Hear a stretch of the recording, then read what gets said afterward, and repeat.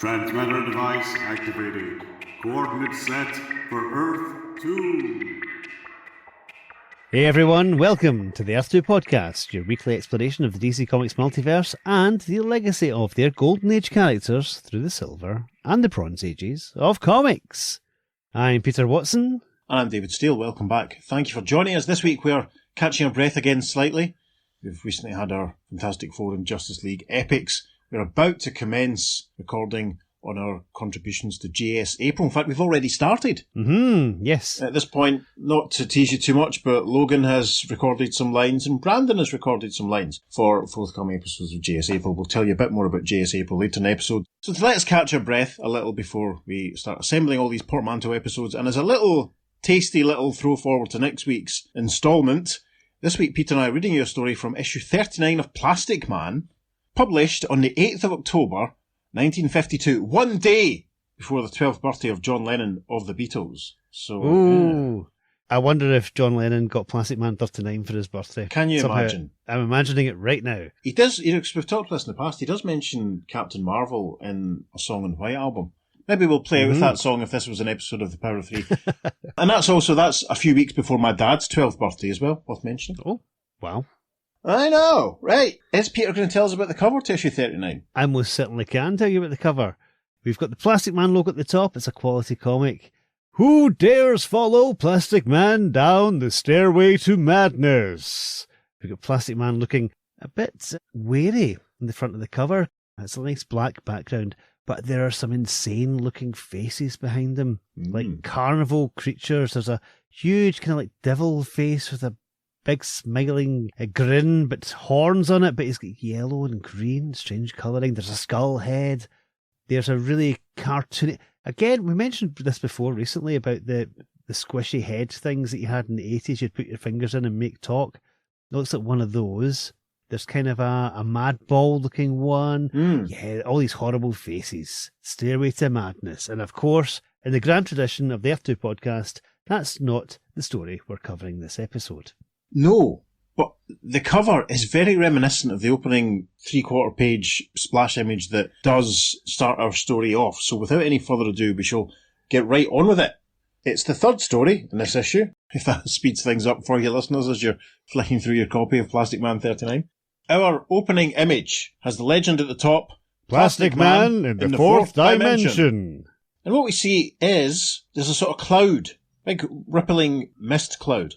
And Woozy Winks is on one side of it, being looked at by really odd, strange, weird faces and surrounded by really odd, weird shapes. There's one that's got bulging eyes and a large mouth. Inside of its mouth looks like inside of a fish's mouth or a cave or something. And there's another weird thing with eyes with tentacles all around them and weird sort of trumpet type things coming out where its ears should be. And its head looks a bit like a sort of burlap sack. And there's a weird, rippling, sort of tiger-skinned yellow thing floating above that one, and we can't really see it properly because of the logo. And there's a whole lot of text and dialogue and stuff. And Woozy Winks is looking around, very alarmed as he yells, Please, where am I? And we see that he's clinging onto the hands and arms of his good pal Plastic Man, who's reaching through the cloud to try and pull him back, saying, You're in the fourth dimension, Woozy! Hold on, I'll try to pull you back! And we see that next to Plaz, there's a chap standing, adjusting some sort of control on the wall. And this chap in a sort of horn-toothed blue suit is laughing and saying, Ha ha! You'll soon be with him, Plastic Man. So what's going on? Probably something involving the fourth dimension. Helpfully, there's a rather large caption. In his fight against crime and lawlessness, Plastic Man, the fearless FBI agent, has travelled the world over. No point in the globe, however dark and distant, has deterred the rubbery defender of the law from tracking down and apprehending criminals. But never before has Plastic Man faced the eerie and uncertain dangers he must cope with when he disappears in the fourth dimension. My goodness me. Right, a caption sets the scene. In the office of Chief Branner at FBI headquarters. Very moody shot. We see the late afternoon sun coming through the window. The blind is raised and is catching the smoke of Chief Branner's pipe. Chief Branner's a chap in a green suit, thinning dark hair. Plaz and Woozy are standing in front of him. Plaz is saying, I understand you're after counterfeiters, Chief, but why all the excitement? We've caught counterfeiters before. Boys, the department is baffled. We've been working and tracking down this ring for months, but there have been no results. The only positive information we have is that several government agents on the case have disappeared in the vicinity of Ritville, a small town up the river. Then I guess our first move is to get out to Ritville. Come on, Woozy. And Plaz and Woozy take the leave as the chief says. Remember, Plaz, we're interested in getting the phony bill passers, but more than anything, we want the people who are making the bills, the real hands of the counterfeiting ring. There is a slow dissolve. A caption reads, The next day... See Plaz and Woozy driving along in a nice big yellow car. Obviously a small town. We can see a sign that says Higgs Drugs, so they're passing the local chemist, as we would say over here. And as they look around, Woozy says, So, this is Ritville. It doesn't look as if we'll get much action in this town, Plaz. We'll split up and go through the stores to find out whether the storekeepers have seen any phony bills. Meet me in the drugstore when you're finished. Several hours later... See Plaz and Woozy leaning on the counter. There's a transaction going on behind. We can see the shopkeeper's an older man with grey hair, glasses and moustache. There's a man in a sort of horn-toothed suit, obviously in the process of purchasing something. Nice artwork actually showing the detail of the drugstore. Woozy is saying, I've covered half of the town and no one reports anything suspicious. The people I questioned didn't notice any strange bills either. But these counterfeiters do such a good job, it's hard to tell their bills from the real thing. Let's try just once more and take a look at the bill that clerk just got. He crossed to speak to the shopkeeper. Woozy says, Sure, then let's get back home. There's nothing doing round here. We see Plaz examining a piece of paper money, and he says, I wouldn't blame you for mistaking this bill for the real thing, but it's counterfeit. Counterfeit? Oh boy, a clue! Yells Woozy as the shopkeeper says, But that's impossible. Mr. Curtis just gave it to me, and he's one of our most respectable citizens. Maybe you'd better tell me all about Mr. Curtis. There isn't much to tell, except that he lives in the old house up on the hill and seems quite rich. And we get our second slow dissolve of the page. Later that day... And we see Plaz and Woozy stepping out of the yellow car. Bottom of a hill, and there's a nice, luscious big patch of green grass, and a very large house with white walls and a pink roof and a few chimneys and all that sort of stuff going on. And Plaz is looking at it all and he says, This Curtis fellow is our first lead, so we're going to investigate him. Now, remember, you're supposed to be a weary traveller asking for a glass of water. I'll follow soon. Don't worry about me, Plaz. You know me, the ace investigator. In the first panel of page 3, Woozy is at the door, which has been answered by the chap in the blue suit, Mr. Curtis. Woozy is saying, And I've been hitchhiking all day, so I'd be much obliged if you'd let me have a glass of water. Sure. Come in. says Mr. Curtis. And frankly, I don't know about you, Peter, but going by the expression on Mr. Curtis's wide staring eyes and the deep lines in his face, I don't trust him an inch. I think Woozy should be very careful. They move into the house, Mr. Curtis saying, You wait in this room. I'll bring you the water. and Woozy, with his hat behind his back, showing his very interesting haircut, looks around this room. We can see paintings on the wall and such like, and Woozy thinks to himself, Good. That'll give me a chance to look around the room even before Plaz gets here. So Woozy examines his surroundings, poking around, and he says, Nothing behind the sofa.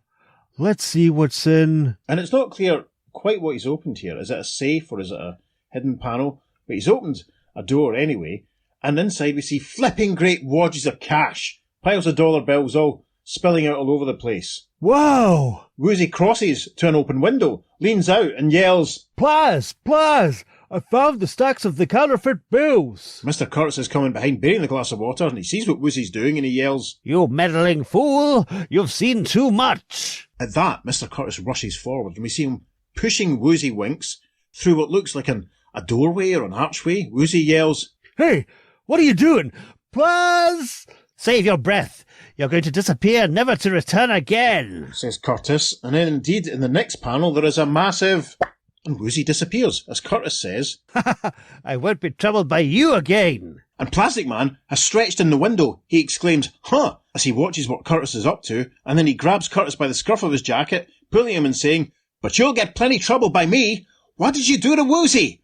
Bring him back! You'll never see him again! Yells Curtis. Plaz punches Curtis in the next panel, saying, Tell me where he is, or I'll beat you to a pulp. Ow! Don't hit me! I'll show you where your friend is. Worth mentioning Pulp, of course, who I'm sure probably shared many a bill with menswear back in the day. And of course, Peter and Christine are going to see Pulp quite soon, I believe. We certainly are, yes. Looking forward to it. Second time. I've never seen Pulp, but I've heard them. Therein lies a tale. So, Curtis is crossed to some kind of weird television monitor. And on the screen, we can see Woozy sort of floating about with weird monsters looking at him. And you get a really good shot of the weird lines and distorted features of Curtis. So Curtis is twiddling knobs so that we can see Woozy on this screen, and he says, There he is, out in fourth-dimensional space where no one can reach him. Bring him back! Do you hear? Bring Woozy back! All right, I'll do it. But he will be sorry. I warn you that your friend will not want to return after the change that happens to one brought back from the fourth dimension. Let me worry about that. You bring him back, says Plaz, as we see Curtis operating the lever once again. And Woozy reappears in the alcove. Plaz exclaims, Woozy! As we see that Woozy's face, now, Woozy wasn't a looker at the best of times, let's be honest, but his face has become, well, it looks like it's starting to sag and melt. All of his features are really loose on his face, and they're hanging there, a bit like that guy from the Headmen and the Defenders that's, I can't remember what he's called, and I've got a huge pile of Foreign Defenders comics right next to me, and I could probably look it up, but you know who I mean, don't you, Peter? Cool. Plaz is taking in this horrible poor distortion of Woozy's features as Curtis says, I told you this would happen. Plaz moves forward to reassure his friend, and Woozy looks up at Plaz and says, Plaz, am I glad to see you? Woozy, what has he done to you? Now I've got you both in there. And indeed we see that Plaz has moved forward to see if Woozy's okay, and they're both now in the alcove. You'll both disappear just like all those other government agents. Plaz yells, No you don't, and starts to reach out, but too late. Curtis pulls down on the lever, and there is another massive... A flash of golden light, and the bodies of Woozy and Plaz vanish, but we see that Plaz's arms are still stretching out of the alcove and grabbing hold of Curtis, who yells, They're gone, but his arms were out of the alcove and they've remained here. And then Curtis continues very helpfully as he describes what's happening in the next panel. He's choking me. I've got to do something. Yes, we see that Plaz's hands have got a really good grip around Curtis's neck. Curtis falls to the ground. We can see the disembodied arms floating in midair in front of him. Curtis says, I've got it.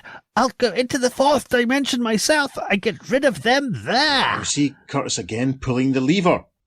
A few seconds later...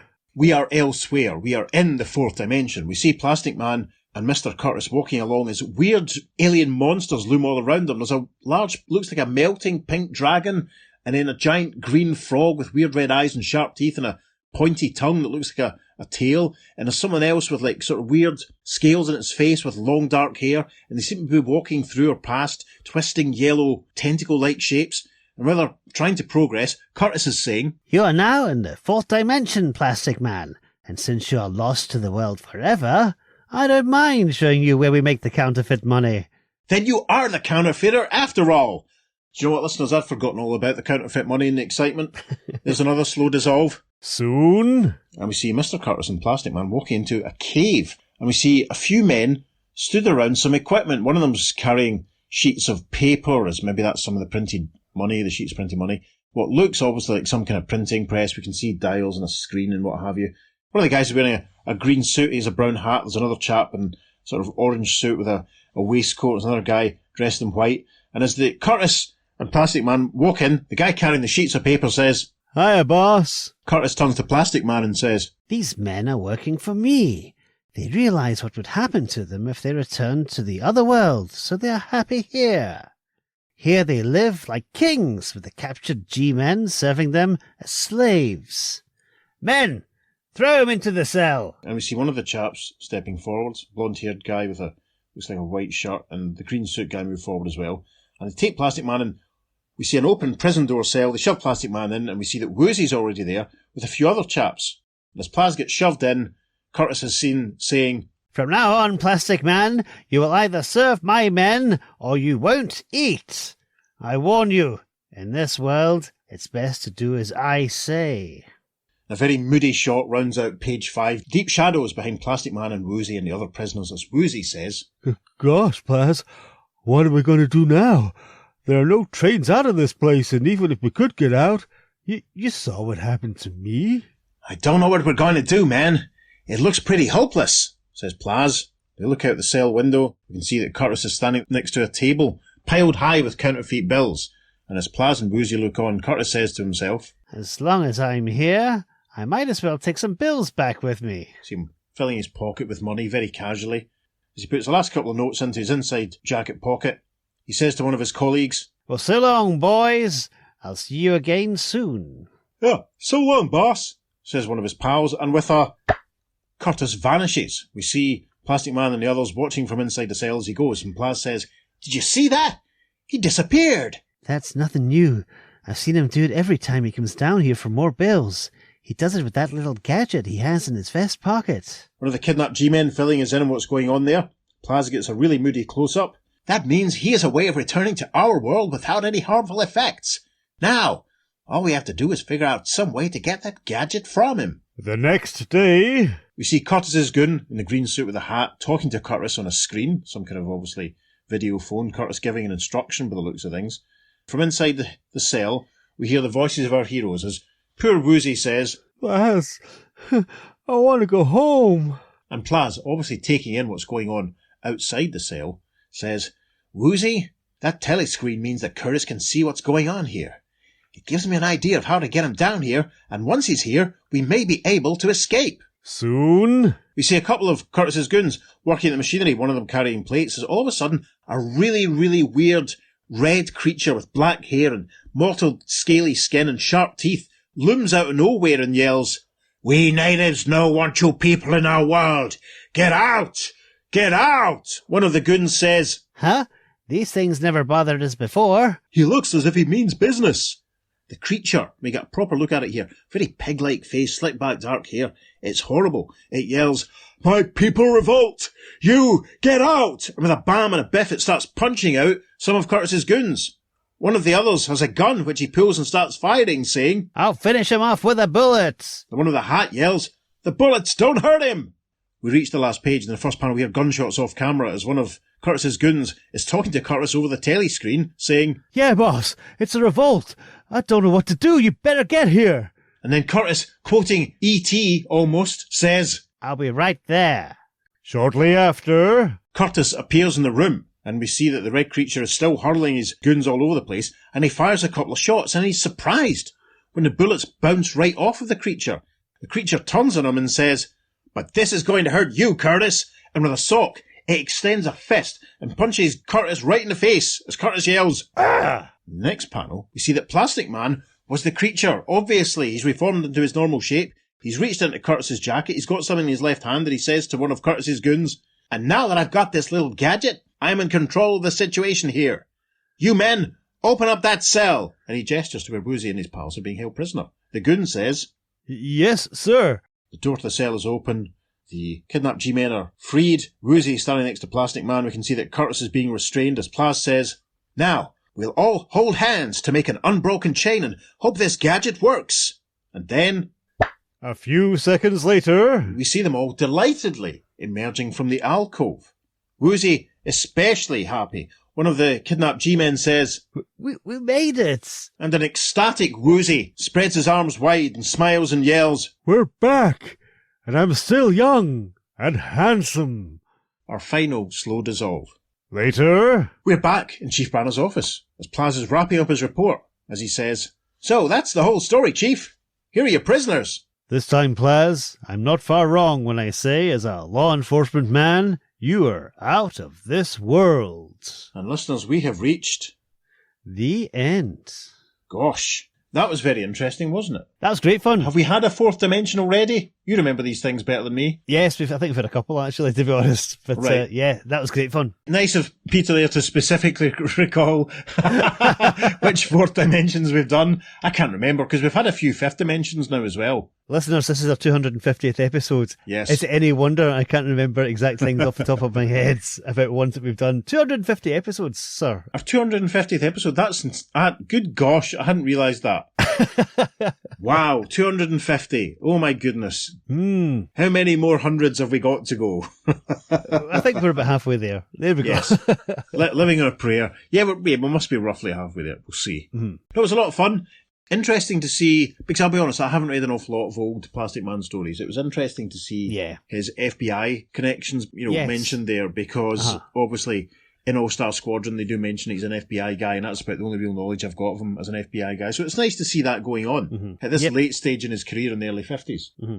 I can't remember if it was in the cartoon or if it's in the Adventure Comics run. He works for I think it's CBI, Okay. I think that's in a different kind of organisation, but same idea. They just didn't want to call it the FBI. Right.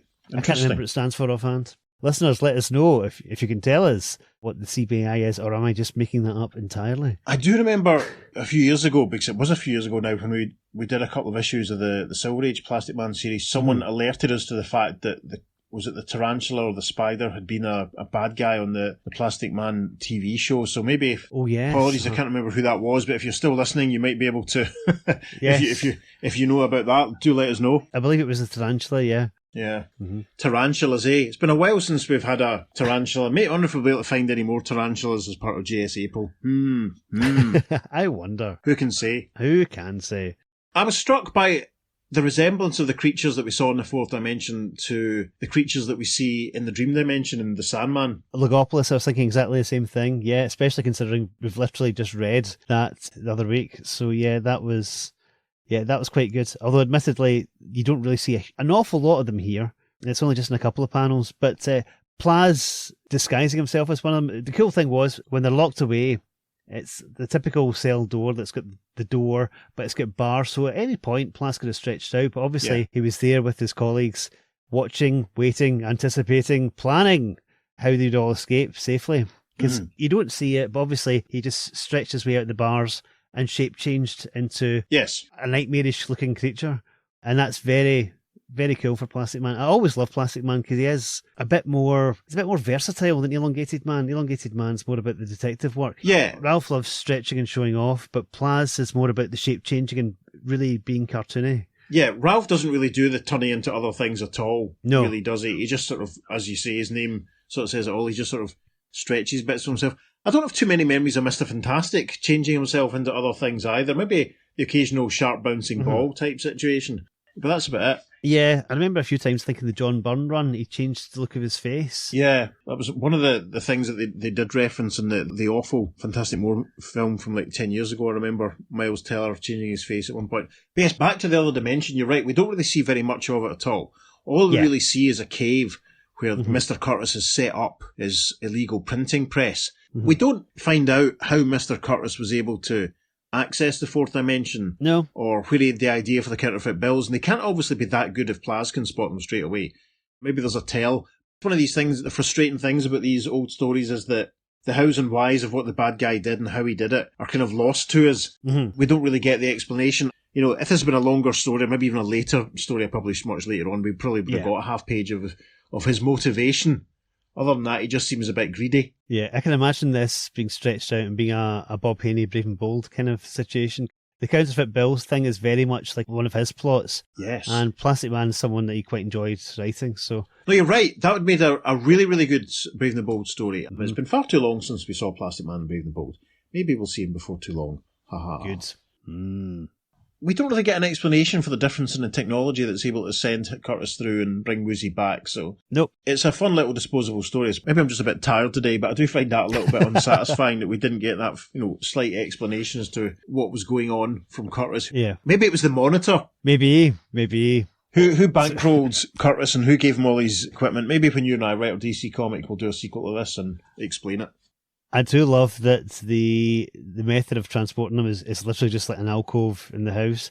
And it's a giant Frankenstein-esque switch. Yes. It's very Rocky Horror, pulling this big lever up and down.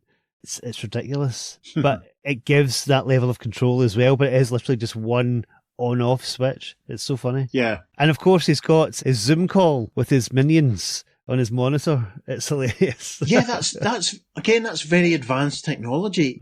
He can't have done all this on his own. He must have had some help. Yeah, And if he could develop all this technology, he doesn't need to counterfeit bills. He could sell this. He could patent that. That's an excellent point. If he's got all this gear, why is he not entering into the assassination or disappearing people trade? He could kidnap folk and take them to his alcove and fling them into the fourth dimension and kill them and leave them there. I suspect some other involvement here. Maybe it was General Electric. Maybe. Maybe it was Dr. Spider. Yeah, I got real Sandman vibes from what we see of the fourth dimension. Imagine it wasn't the fourth dimension. Imagine he was just transporting them into the dreamscape. It may well be. I'm imagining it right now. I'm imagining it right now. Listeners, what do you think? The fact that it's a counterfeit ring that are just in this otherworldly dimension and there are guys there just like printing up fake money, and they're quite happy to do that. Yes. And not really trying to get back, because obviously they have slaves, and apparently that makes it okay.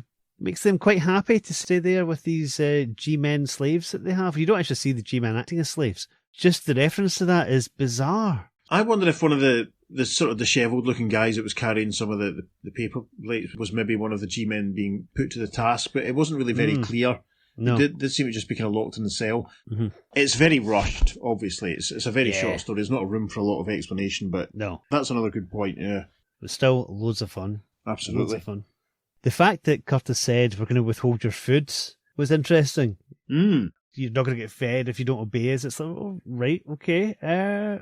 That's sort of. I mean, although they're in this other dimension, they still obviously have human needs, biological needs. I wonder if Plastic Man needs to eat. I wonder if they've got adequate toilet facilities. I doubt it. I bet that cell's really smelly. Do you think Plastic Man needs to eat? I won't lie. It is something I've wondered about in the past, because he's not strictly human anymore, is he? No. I wonder. We'll have to maybe throw that one out to the listeners, see if anyone out there knows more about Plastic Man than we do and knows if there's any stories that have addressed it. I'm sure there must have been. Well, actually, maybe he does, because in later continuity, he does have a son. Yes, which suggests some level of functioning biology. Yeah, so maybe he does. Maybe, at least a particular version of him does. Yeah, all these questions. So many questions. So many questions about a fun, disposable 7-page Plastic Man story from 1952. I know. Listeners, do you have any questions or observations about this Plastic Man story from 1952? If you do, Peter's going to tell you where to send them. You can email us at theearth2podcast@gmail.com. Make sure you follow us on social media, because we're putting up some lovely bonus material for this, indeed every episode. On Facebook and Instagram, we're at the Earth2 Podcast, and on Twitter, we're at podcast_Earth2, and it is the number 2 for all of our socials. Listeners, if you're enjoying what we do, please consider going to wherever it is you receive your podcasts and leaving us a positive review. Told such things are good for our optics. Failing that, tell your pals, spread the word. If you feel the inclination, you could share some of our posts on your social media. Obviously, we have several friends who do that for us regularly, like Ross and Pedro, so we're grateful for such things. But, the more the merrier would be lovely. So, we mentioned JS April earlier on. Shall we spin the trailer again, Peter? Yes, over to you, Shag. Back in 1940, 8 sensational heroes united to create the world's very first superhero team, the Justice Society of America. Now, 85 years later, we're gathering podcasters and bloggers from around the globe for a month-long celebration in an event we're calling JS April. Throughout April 2025, join dozens and dozens of podcasters and bloggers as they each share their own unique tributes to the original and greatest superhero team. Get ready for an all-star month of beloved characters, fascinating insights, and incredible stories. Follow the action on social media with the hashtag JSApril, and visit our website for a complete list of participating podcasters, bloggers, and what they're each covering at fireandwaterpodcast.com/JSApril.